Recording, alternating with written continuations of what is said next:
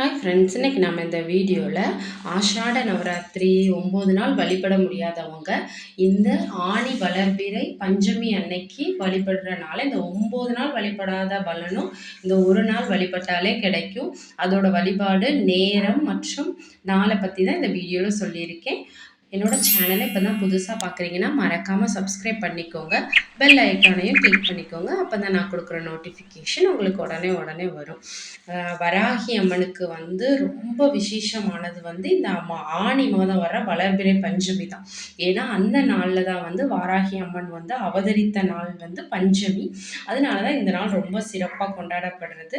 9 நாள் ஆஷாட நவராத்திரியாக நம்ம வழிபட்டுட்டு வரோம். நம்மளால் இந்த 9 நாள் பூஜைலாம் பண்ண முடியலை அப்படின்னு நினைக்கிறவங்க இந்த ஒரு நாள், அதாவது வளர்பிறை பஞ்சமி என்னைக்குன்னா புதன்கிழமை வருது, இந்த நாளில் நம்ம வழிபடும் போது அந்த 9 நாள் வழிபடுறதுக்கான முழு பலனும் நமக்கு கண்டிப்பாக கிடைக்கும். ரொம்பவே எளிமையான தெய்வம் தான் வராகி அம்மன். நம்ம வேண்டுறத உடனே கொடுக்குற தெய்வம். அந்த அம்மனுக்கு தேவையானது என்னதுன்னா உண்மையான அன்பும் பக்தியும் தான் வேணும். மனசார வேண்டணும். எதுவுமே இல்லாமல் நீங்கள் மனசார வேண்டி பாருங்களேன், கண்டிப்பாக அந்த அம்மன் உங்களுக்கான வேண்டுதலை நிறைவேற்றுவாங்க, உங்களுக்கான பதிலையும் கொடுப்பாங்க.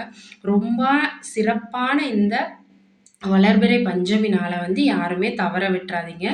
ரொம்பவே நல்ல நாள் இந்த நாள். அந்த வாராகி தாயை நம்ம வழிபடும் போது நம்மளோட எதிரிகள் எல்லாம் தொலைஞ்சு போவாங்க. நமக்கு இருக்கிற கஷ்டம், வேதனை, துக்கம் எல்லாமே காணாமல் போயிடும். கடன் இருக்கா, கர்ம வினை பிரச்சனை இருக்கா, எதிரிகள் தொல்லை இருக்கா, பகை இருக்கா, என்ன பிரச்சனையாக இருக்கட்டுமே, நில பிரச்சனை, அம்மன் ஒரு பாதுகாக்கிற தாய். நம்மளை காத்தருள்வாங்க. நிலத்தில் இருக்கக்கூடிய பிரச்சனை, விவசாயிகளுக்கு கும்பிடுற தெய்வம் தான் முதல்ல வராகி அம்மன். அந்த ஒவ்வொரு ஊரில் இருக்கக்கூடிய சப்த கன்னிகளில் ஒருவர் தானே. அதனால நிலம் சார்ந்த பிரச்சனைகளையும் தீர்த்து வைப்பாங்க. இது எந்த நாளில் வருதுன்னா ஜூலை 10 புதன்கிழமை காலையில் 8:30 மணிலேருந்து ஜூலை 11 வியாழக்கிழமை காலையில் 10-19 மணி வரை இருக்குது. வாராகி அம்மனை வழிபடுறதுக்கு ரொம்பவே உகந்த நேரம் மாலைக்கு மேலே 6 மணிக்கு மேலே வழிபடுறதா ரொம்ப சிறப்பு. மாலை இரவு வழிபடலாம். காலையை விட இது ரொம்ப சிறப்பான நேரம். அதனால இந்த நேரம் நமக்கு எப்போ வருதுன்னா ஜூலை 10 ஃபுல் டே இருக்கிறனால ஜூலை 10ஆம் தேதி புதன்கிழமை நீங்கள் சாயந்தரம் வழிபடுங்க. அம்மனை வழிபடுறது ரொம்ப எளிமை. மனசார வேண்டுங்க. நான் சொல்றது அவ்வளோதான். மனசார நீங்கள் இந்த அம்மனை வேண்டுங்களேன், எல்லாம் கிடைக்கும். ஒரு அகல் விளக்குல நெய் ஊற்றுங்க. முடியலையா நல்லெண்ணெய் ஊற்றி வழிபடுங்க. ஊற்றி விளக்க பொருத்தி வச்சுட்டு நவதானியங்கள் இருந்துச்சுன்னா நவதானியங்களை சாமிக்கு படைங்க. அப்புறமா விரலி மஞ்சள் மாலை போடுறது வராகிக்கு ரொம்ப பிடிக்கும்.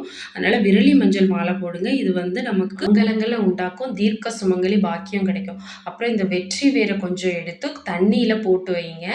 அப்புறமா பிரசாதமாக சர்க்கரைவள்ளி கிழங்கு, அப்படி மண்ணுக்கடியில் விளைஞ்ச எந்த கிழங்குனாலும் நம்ம வச்சு வழிபட. கிழங்குன்னு எதுவுமே கிடைக்கலாம், உருளைக்கிழங்கு அவிச்சு வச்சு வழிபடுறது கூட ரொம்ப சிறப்பு தான். இல்லை பாயாச வகைகள் எதுனாலும் வச்சுக்கலாம். அந்த வெட்டி வேரை தண்ணியில் போட்டு வைக்க சொன்னேன்ல, சாமியெல்லாம் கும்பிட்டு முடிச்ச பிறகு மறுநாள் எடுத்துக்கோங்க. வியாழக்கிழமை காலையில் எடுத்து நம்ம வீடு ஃபுல்லாக தெளிக்கலாம்.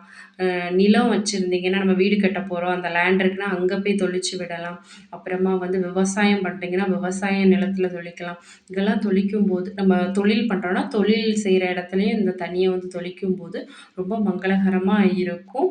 எந்த கெட்டது எதுவுமே அண்டாது. அந்த வராகி அம்மன் அங்கேயே இருந்து நம்மளை காத்தருள்வாங்கங்கிறது ஐதீகம். இப்படி ஒரு எளிமையான வழிபாடை பண்ணி அந்த அம்மாவோட முழு அருளும் உங்களுக்கு கிடைக்கணும்னு நானும் வேண்டிக்கிறேன்.